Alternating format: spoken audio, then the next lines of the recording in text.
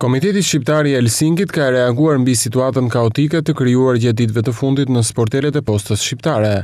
Duke i ardhur në mbrojtje të gjithë pensionistëve, Komiteti i Helsinkit i kërkon subjektit përgjegjës, postës shqiptare, që të planifikojë organizimin për shpërndarjen e pensioneve dhe të mos krijojë vështirësi për kategorinë e prekur. Në njoftimin e shpërndarë elektronikisht për mediat, thuhet se për masat për shpërndarjen e pensioneve me grafik, i cili përcakton datën dhe orën, janë të mirëpritura, por zbatimi i tyre duhet të mos krijojë vështirësi dhe tension të pensionistëve.